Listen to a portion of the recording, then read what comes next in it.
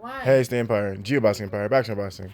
Now, man, wild stuff, man. Jermell Charlo versus Brian Castano 2 happened after the first fight went into a majority draw, and this was for undisputed, man, for the first undisputed 154 champion in boxing history for the men, right? Now, that being said, Jermell Charlo versus Brian Castano, man, it was as if round 13 happened in the first fight because the same thing played out, right? Brian Castano backing up Jermell Charlo, Charlo using movement, thinking defense first, wasn't really sitting on his punches.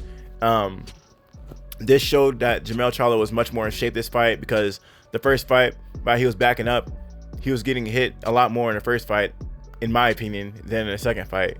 Now Castano was landing some clean punches in the inside. He was landing different kind of punches, like an overhand right. Every time Mel would throw a jab, Castano come over with the right hand. But Mel was just much more varied in his attack. He was throwing jabs to the body. He was throwing right hooks up top, left hooks up top. He was throwing basically the kitchen sink at Brian Castano while moving backwards.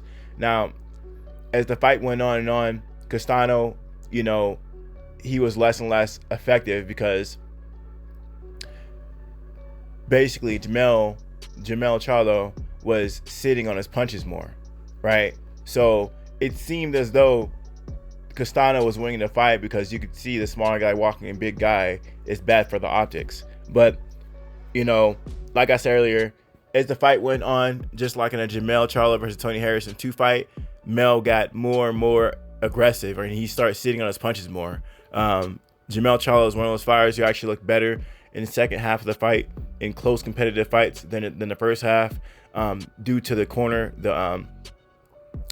Derek James in his corner, the best trainer in boxing right now. He has Jermell Charlo, who became undisputed at 154, and Errol Spence Jr., who has 3 of the 4 titles at welterweight, right? Derek James is definitely, in my opinion, the best trainer in boxing. It's not even close, right? Now, that all being said, James was basically giving advice to Jermell Charlo, keep it in the center of the ring, keep the jab pumping, and that's really what stopped Castano really from being too aggressive outside of a straight right that he could land every now and then on Jermell Charlo. Now, Castano was looking good in the beginning. He was pressuring Mel, but Mel was being defensive. He was more defensively minded this time around. A lot more head movement and countering on the ropes with Brian Castano. It seemed as though every time Castano had Mel on the ropes that he was countering off the ropes. Now, this fight, I had it going in the 7th round as a draw, right? I gave the early rounds to Mel, the first 3, and then I gave the next 3 to Castano. But ever since round 7, Mel took complete control because he was throwing some clean bombs in the inside on Castano, which were hurting Castano. Mel just didn't, he hit him hard and then just didn't do anything, just looked at the guy. But when Mel knew he was hurting the guy, he even said it in the post-fight interview, he started to really impose himself on Brian Castano. Brian Castano was not getting hit with Jermell Charlo's full power. He was getting hit with a boxing style of punch. That means he's moving and punching at the same time, right? Now, later in the fight, round 7, 8, and 9 and 10, he started sitting on his punches more. And basically, man, that had Brian Castano crumble in round 10, getting dropped with the left hook in the inside. Brian Castano tried to impose his will on Jermell, and he got hit with the bomb close up. It was actually in the inside that Mel landed a power left hook from they're toe to toe. There was no wind up. It was just a nice, crisp, clean inside punch that really hit Castano. He hit him, and then he paused, and then he just crumbled and fell, right? Castano ended up getting up, and then Mel basically ran at him, threw a jab, straight right. It was like a left uppercut, jab type thing, and then he hit him with the left body shot, and then that was that for Brian Castano, man. He fell to the ground, and he just did not get up. That was the end of the fight, man. That's a really big deal. Understand that with this win by Jermell Charlo, he becomes one of the all-time greats like the people before him. Now, it's wild stuff because there's not too many of them in boxing, right? There's less than 10 of them, right? There's Bernard Hopkins, 1, Jermaine Taylor, 2, Terrence Crawford, 3, Alexander Usyk, 4, Josh Hare, 5, Canelo Alvarez, 6, and Jermell Charlo, 7. So there's only 7 undisputed champions. You can count that in less than 10, right? But Jermell Charlo becomes the first 154 undisputed champion of all time. You know, he did something that Canelo couldn't do at 154, you know, which is be undisputed. So this is a really big deal, man. 154 division is the most competitive division in boxing. It has got a lot of credit because there's not too many foreign fighters who are really elite at the 154 division, at least young and elite, right? You got Arizona Laura, but he's getting of age, you know what I mean?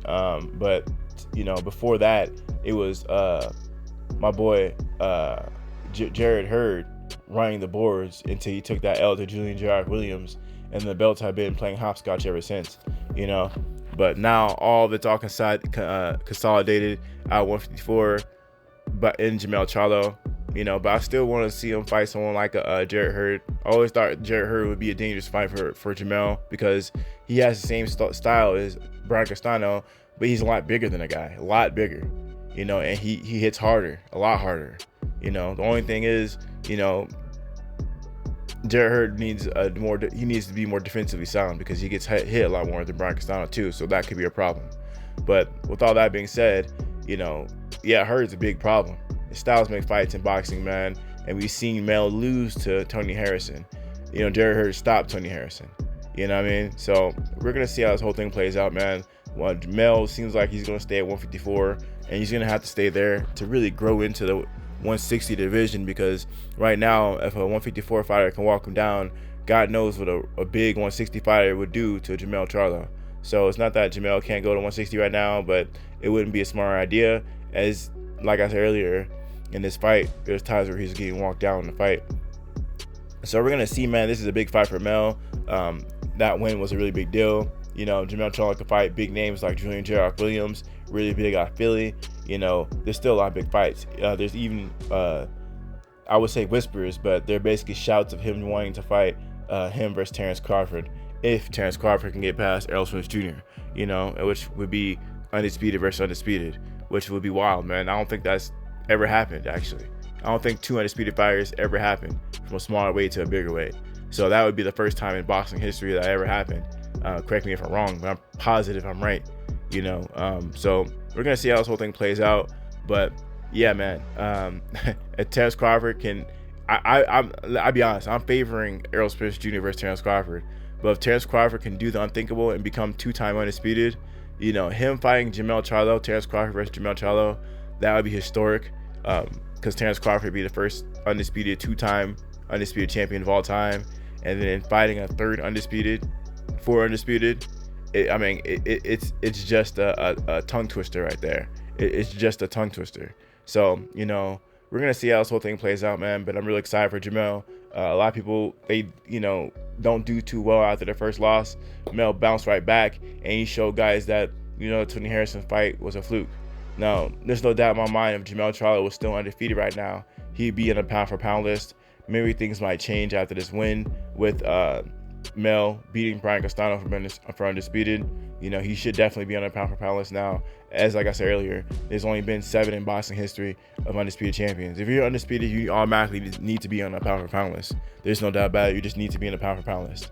So, you know, we're going to see how this whole thing plays out with Jermell Charlo and what wants to do next.